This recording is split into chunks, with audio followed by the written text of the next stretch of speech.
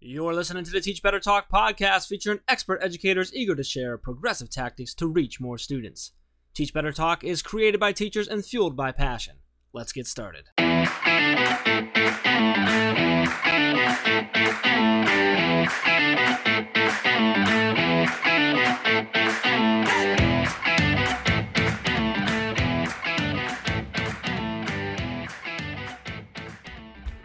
Hey everyone, welcome to episode 239 of Teach Better Talk podcast. My name is Ray Hewart, and as always, dun dun dun.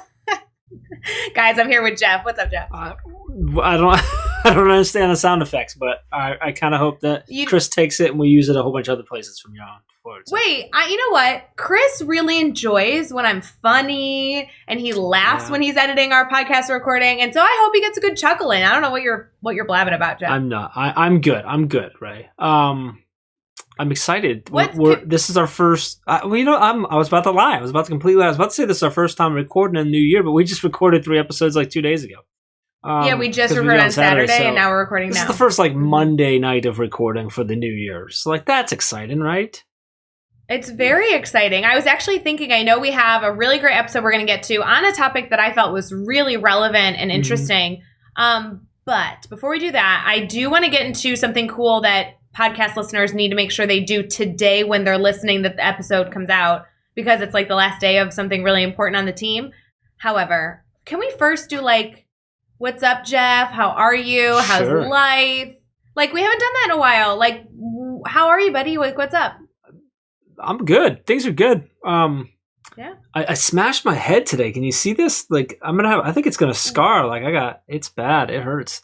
Other than that, Can you explain to me how a man of your age smashes his head? I think a man of my age. I won't out your age. There's a lot of reasons you could think of. I won't out your age to our podcast listeners, but I'm there's not many times that I smash my head, and I'm way younger than you. This is the result of an ongoing issue that I have in my office space. I'm rearranging stuff so things aren't where they normally are or where they're going to be. Okay. And one of the things that is not where it should be or where it's going to end up be or in a good spot is my light that's over here. Okay? My light has the umbrella that helps reflects the light back. But on this side of it is the butt end of the umbrella. Here, I can actually show you here. Oh, it's the pointy end. Yeah, like this. And so I just happened to turn and boom, caught my head in it. Luckily, I could have lost an eye. Who knows? But and I haven't done it. Are you okay? It's been in that spot for several weeks now, and I haven't had any issue. But something with the way I moved today, I did it. So I'm well, that's going down. And I feel like it's light and okay, so we're gonna be okay. So let's just clarify, Jeff, because we're on a podcast. So if you're watching us on YouTube, you can see the thing on Jeff's head. But if you're not, let me describe it for you, podcast listeners. If you're driving in your car, maybe listening to this while you're getting ready in the morning, Jeff's entire face is black and blue, and he has blood gushing down his forehead. It's a small, I don't know, inch or something, maybe 2-inch slash on above my left eye, or whatever the size, my left eye. It hurts though. It's weird. It didn't swell up, didn't hurt at first, but did not. Other than that, I'm great. This week's a whole lot of, wrapping up 2020 stuff, planning for 2021 stuff. And, so I get to do a lot of looking back of all the awesomeness that's happened in the last 12 months, but also all the exciting things that we have planned for 2021 and laying out goals and ideas and stuff. It's always a lot of fun. So it's a lot of spreadsheets and numbers and stuff, which can be boring or not necessarily boring, but mind-numbing, but then also a lot of excitement stuff because I'm doing a lot of, planning and getting excited about stuff. So that's kind of fun too. So let me just cut in here, Jeff. Can I just cut in? I'm very concerned that you're hurting yourself in your office, but I'm glad that you're alive and well with 2 eyes and a fractured face. Well, and outside of that, I'm doing great. It's been, this week is a whole lot of reflecting on 2020 and planning for 2021 stuff. We've done a lot of planning already, but this week for me is a whole lot of working out stuff. So it's a lot of spreadsheets and numbers and stuff, which can be, I don't want to say boring, but mind-numbing, but then also a lot of excitement because we're hey, let's finalize some of these goals. Let's put some pieces together. Let's start thinking about this project and stuff. So I'm doing great other than slamming my head. So I know this isn't relevant to our podcast listeners, but strictly for you and me, it's kind of interesting because a lot of my role on the team was feeling like we need to do that in December. So we'd be ready to share and like get marketing plans together for the beginning of the year. But with your role on the team, like structuring every project on the planet, it makes sense that now at the beginning of the year you're in that. It's kind of cool. It's taken all the stuff we did in November, December, and now it's like, and it's really, most of that, it's already like, a lot of it's already in process, but it's some of the ones that don't have to happen like right now, like the logistical pieces and laying out and stuff like that. And there was some finalizing pieces because everything's grown a lot in 2020. So there's like a few things like, hey, like we didn't even like plan for like goals for that part, or we didn't think about this. So, and I'm doing a lot of looking, the end of the year or the January is a lot of like, for me, unfortunately, there's a lot of accounting pieces that have to happen and taxes and stuff. And that leads to a lot of like budgeting again and looking out and stuff. So, but it's fun. I mean, it's always exciting for me. The only really downside is like I kind of get head down. And so I don't talk to anyone. And like, I don't like that, but you know. I called you twice today. You did. And you know, I enjoy how you call me because you have a very, I don't know what I'll call it, a very Ray system. And we'll call it that. Where you like to call me, and then as it's ringing, you look at my calendar and see that I'm busy. But just keep on calling anyway. Okay, I think a good goal for me in 2021 would be that I would check your calendar first and then call you. But instead, I call you, and then while it's ringing, I check your calendar. And even if you're not available, I'm like, well, I'm already calling. I might as well just let it ring. Now, in your defense, I really just had my day blocked off so that no one could book time with me. Right. Because I knew I was going to be head down and stuff. So, like, you're fine. Right. I'm good. How are you? You were back with your kids today? I was back in school, but we had an institute day today. Okay, gotcha. So, it was all meetings. Actually, can I give a shout out? My principal had a bunch of data that he shared with teachers, like about not only results of how last semester went at a district level, you know, at a community level, but actually a lot of data of surveying teachers, surveying students, surveying parents. And he ended up presenting it in our staff meeting using Pear Deck, which I know a lot of teachers use that. It was cool to see an administrator model a tool that teachers are using because like being on the student end was cool. And then he shared what he was seeing and what we were seeing. And then he made it really interactive. So like before he shared the statistics, he would like have us guess what we thought the results were. And I just really appreciated that he tried to make this like raw data engaging for staff. Yeah. So it was a cool morning. Very cool. That's cool. So you're back with your kids tomorrow? Back with kids tomorrow. Back with kids tomorrow and a new student teacher. Oh, awesome. And you're all going back hybrid, right? So we are remote this week, and then when this releases on the 14th, we'll be hybrid. So okay, so you're doing a week back remote and then going back. Okay, is that just because of where county levels are or cases, or just kind of easy Jeff, back in? Don't be silly. No one knows why. I am just a classroom teacher. We are going with the flow. We are embracing decisions that are made for us and making the most of them, Mr. Jeff Gargas. Take it. All right, so let's talk about this thing that you feel that everyone listening needs to do today. Now, this is only relevant really if you're listening on this day. Literally today, like the 14th of January, because if you're listening to this the day after, you missed it, but don't worry, it will come back again in February and possibly March. So if you missed every month of the year. Right, I didn't want to like out the whole year system, but yeah, it's going to happen every month, so no stress. But January was like kind of kicking it off with a bang, so it was kind of extra special this month. So if you're listening and it's still January 14th, check your phone, check your watch, then go do this super duper fast. Ray, please tell me this has something to do with giving something away. It totally does. So we are doing a January giveaway, and we're actually planning on doing a giveaway every single month. And this is totally spurred from members of our team wanting to know why we don't give more stuff away. And I think our response was, I don't know, I guess 2021 is the year where we should just give things away more often than we already do. I kind of thought we gave stuff away often, but apparently not. I get yelled at all the time for giving stuff away. What is that? I know, between the brain break we give stuff away, the 12-hour live we give thousands of dollars of stuff away. But apparently, Jeff, our social media department really isn't happy and they want us to do more. So we are, which is exciting. Hey, got to keep them happy. Got to keep them happy. No, seriously. I mean, like Bella, Emily, Becky, you don't mess with them. Like if they need something, you say yes. So anywho, we are giving away, our January giveaway is super, super special. I'm honored to be involved. We're giving away a one-on-one coffee with me, which is kind of cool. It's really just cool for me. I don't know that anybody else is interested in that, but I'm stoked. And then with that, you get a $15 Starbucks gift card, and you get lifetime access to the Teach Better Academy that has so many courses in it. And when I say lifetime access, I don't mean just like right now you get all the courses, but literally anything published in the Academy in the future is all yours. And it's pretty cool. So you get lifetime Academy membership, plus a gift card, plus dinner with you.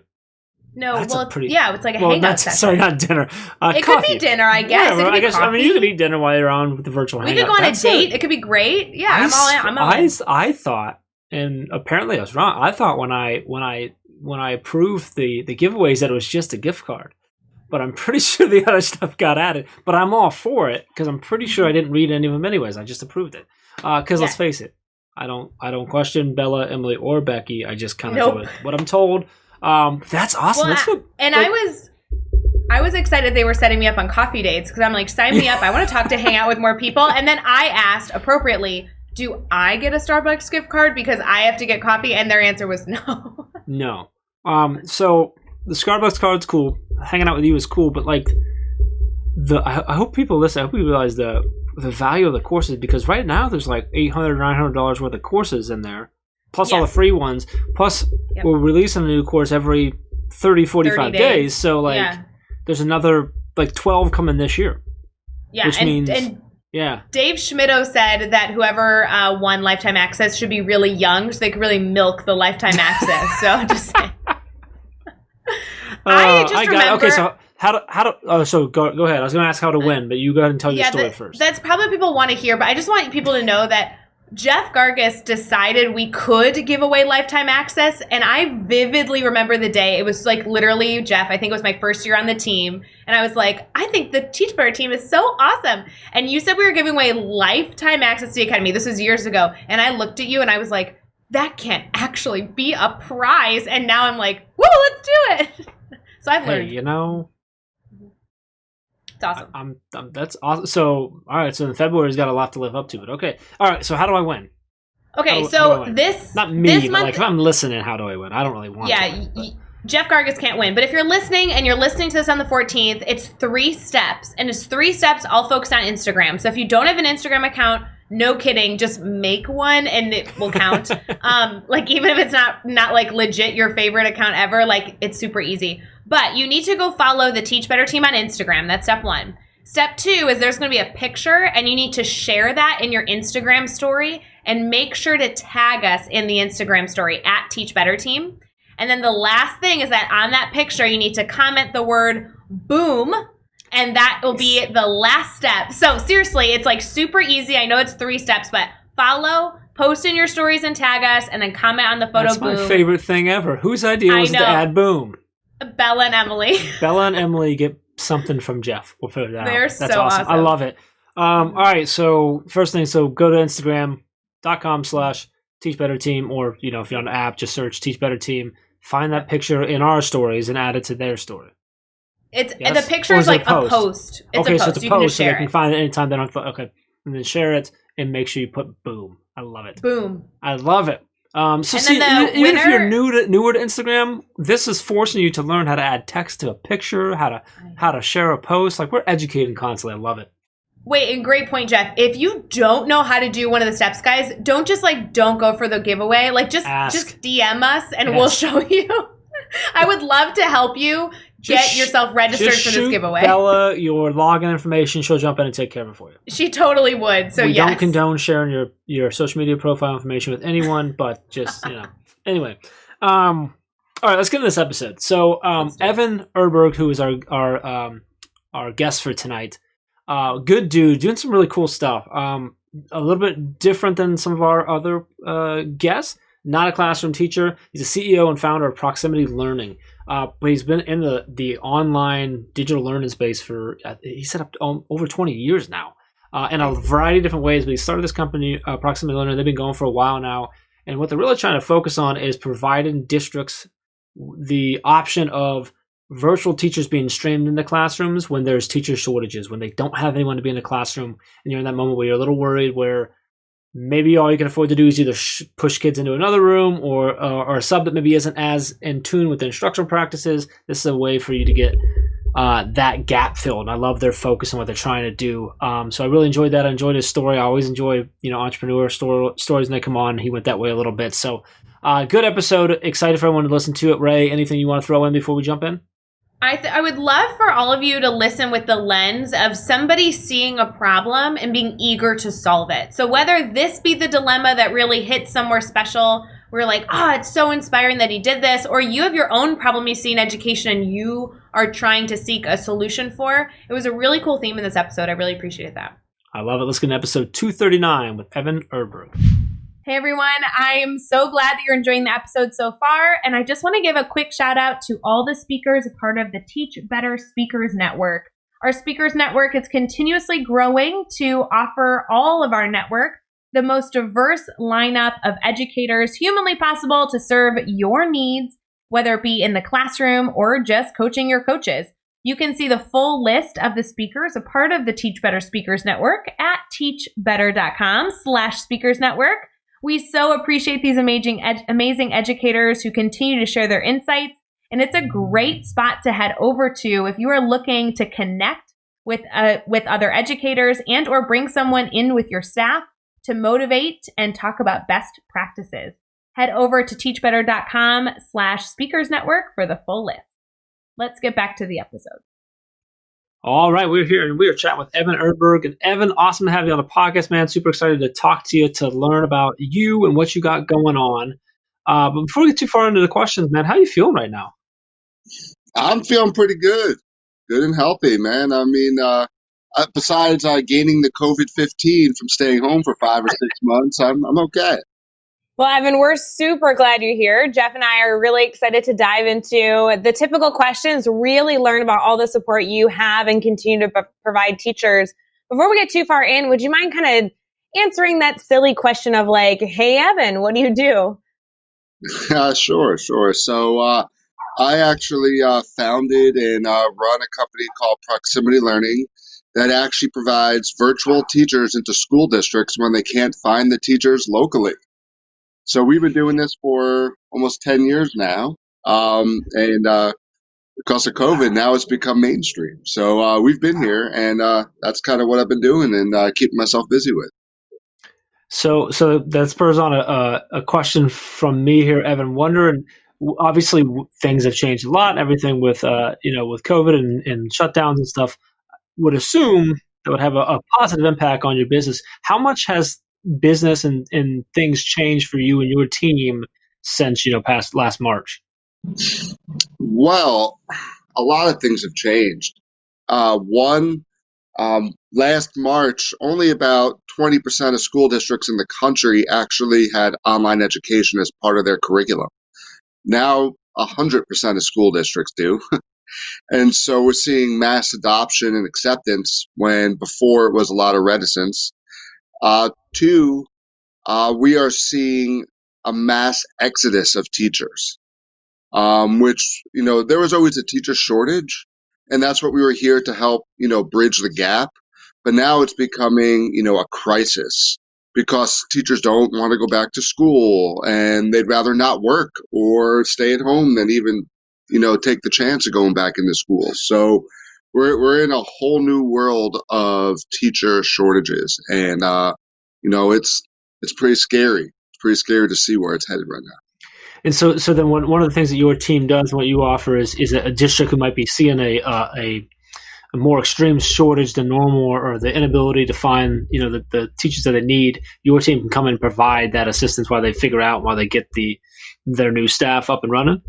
Exactly. So we're kind of what we call HR backup plan.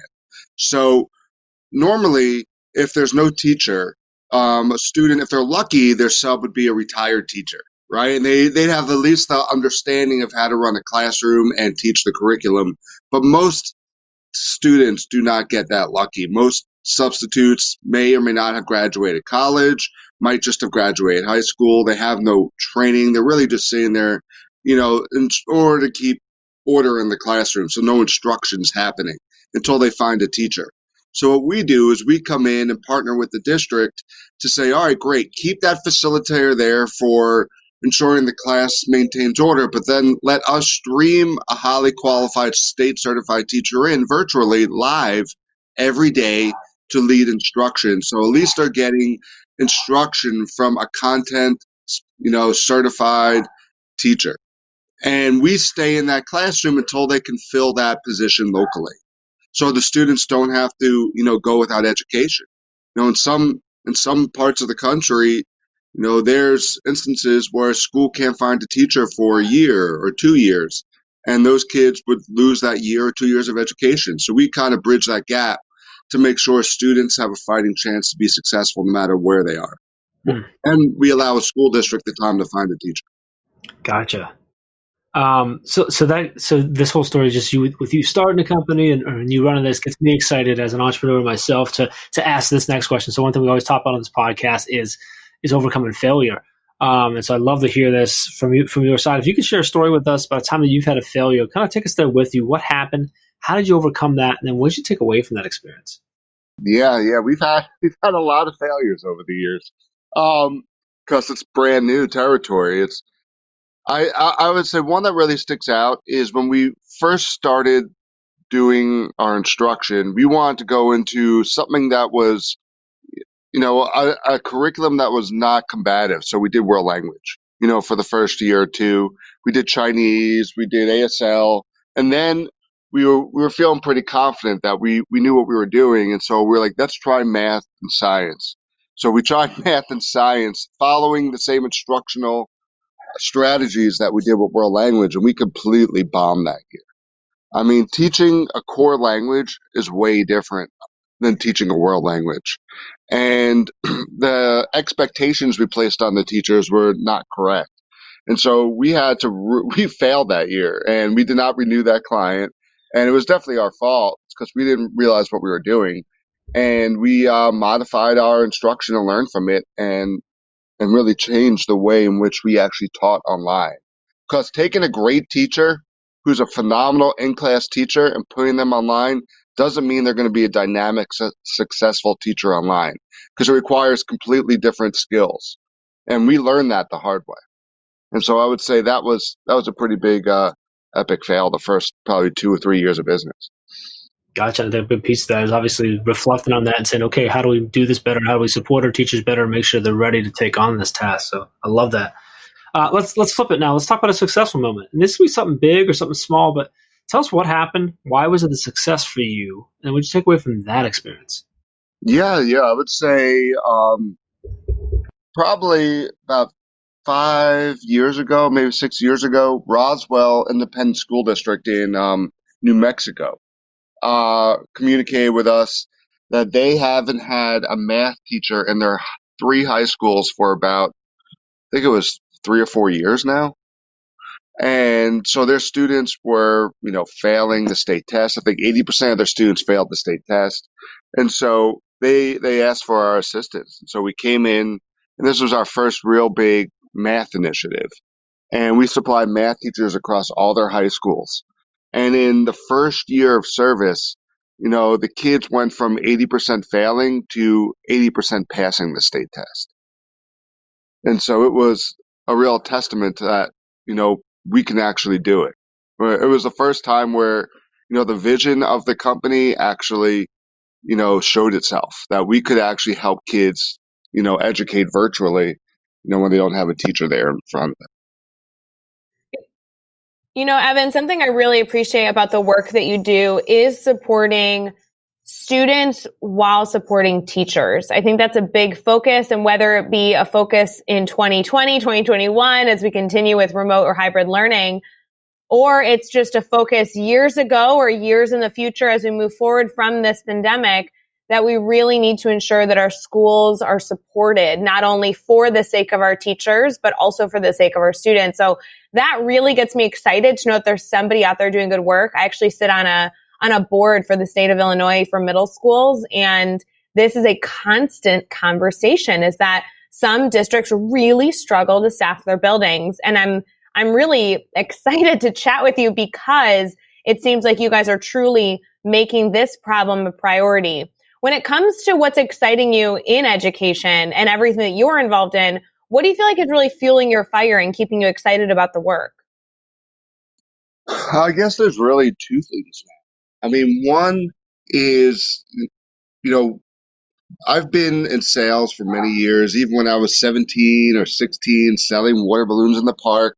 I was selling a product and I was getting revenue from it and it made me feel good, but it's a whole nother level of feeling good when, we partner with a school district and we sell one of our teachers access to a teacher. That kid's now getting education. Before us, that kid was sitting there with a sub. It, it's a product that just makes you feel good. I like to say this with my team is like, we get to do well by doing good. It's one of the few products we're selling where we're actually making a big difference in society. We're teaching over 50,000 kids now. Those are 50,000 kids that would not have had a teacher this year. The second thing is my staff. We now employ over 400 teachers. These teachers are teachers that formerly would not have had a chance to work because we allow them to work from home. We allow teachers to take advantage of the gig economy and actually pick and choose what they want to work. A lot of these teachers are actually, I think it's about probably 50% of our staff are actually stay-at-home moms.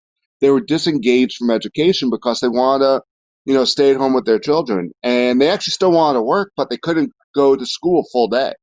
We allow them the ability to earn a salary and to actually stay engaged with education. So being able to actually re-engage the disengaged workforce is fun as well, because there's so many great teachers that leave education, whether it's for children or for finding another job or for moving or whatever it is. But we lose 50% of all teachers in public education every 5 years. That's 50%, and I'm re-engaging as many of those as I can to bring back into the classroom.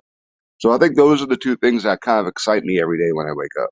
Absolutely. And I think it's twofold. I really like that you not only have a focus on supporting teachers regardless of their situation, but also ensuring that schools are supported. A lot of our listeners are classroom teachers, coaches, administrators that might work in the unit office. Everybody has the same mission to really, really do good work to support children. If you had to pick one piece of advice that you would give an educator right now, one piece of advice to kind of leave your episode of Teach Better Talk with, what would be that advice for them? That one piece of advice I would say is invest in yourself.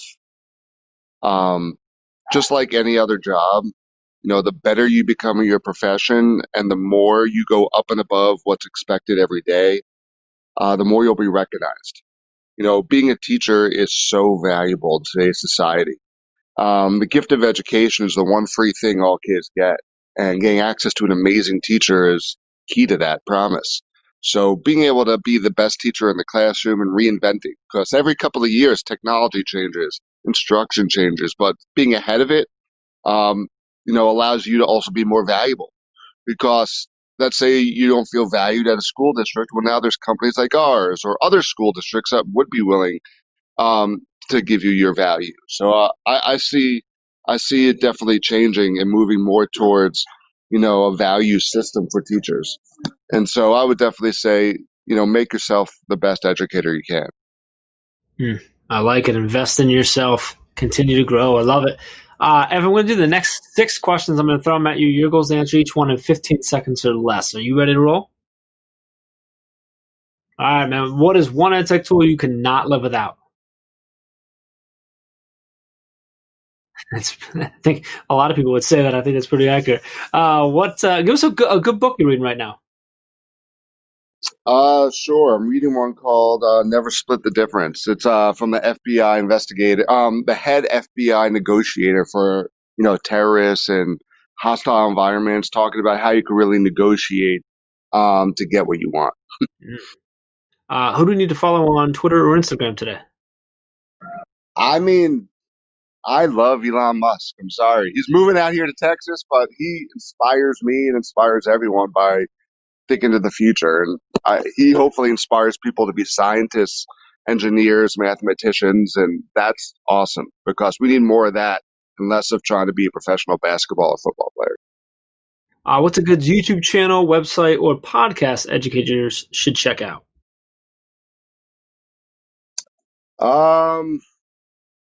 Depends. If you're feeling entrepreneurial, I like built to last. I like how I built this. It's really cool. I listen to that a lot. It gives me ideas on. And if I was going to start a company or be entrepreneurial, I think that's something that really could stoke the fire. Yeah, it's a cool podcast. Give us a daily, weekly, or monthly routine you think every teacher should get into. I would say, reading EdWeek. At least I don't know if it's the weekly one, but at least once a week. Because a lot of the articles, I would say, of all of the ones I've been reading, EdWeek comes out with some pretty good stuff about where the future of education is headed. And give us the best piece of advice you've ever received. I would say believe in myself. Starting a business is scary as hell. And there's so many times where you think it's going to fail. And believing in yourself is really the most important thing I could think of, the advice I've gotten. It's allowed me to get this far. Evan, it's so good to chat with you. You're bringing a whole new perspective, something we've never really gotten to address on the Teach Better Talk podcast. So I so appreciate all that you're committed to doing to support teachers and everything you're doing for students across the country. I know that a lot of our listeners are going to want to connect with you further and learn more about the work you're doing.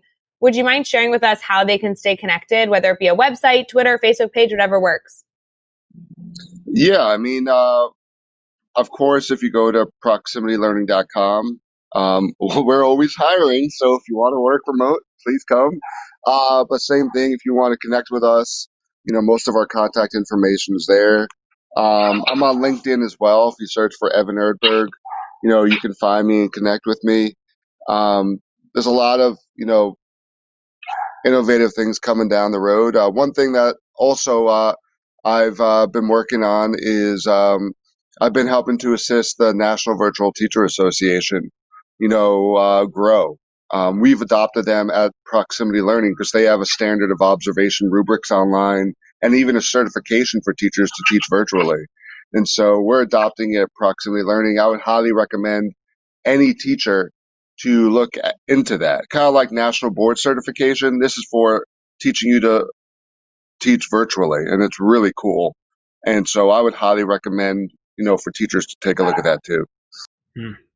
Very cool. And you can find all the links and all the resources we've mentioned in this episode over at teachbetter.com, as well as all the really important links for connecting with Evan and keeping that conversation going. So head over to teachbetter.com for all of that. Be sure to hit subscribe so you don't miss any upcoming episodes. And if you can give us a rating and a review, we'd really appreciate that as well. Let's keep taking this one step further. Think of just 3 of your colleagues who need to hear these amazing stories and connect with these amazing educators, and just share this podcast with them. Evan, man, this is awesome. I appreciate all the work that you and your team are doing consistently day in and day out to support teachers, support districts, and support students. I really appreciate coming on and chatting with us for a little bit, man. Thank you. Oh, it's a pleasure. It's always good to speak with you, and I hope you all have a good rest of the day. All right. With that, let's get out there. Let's teach better.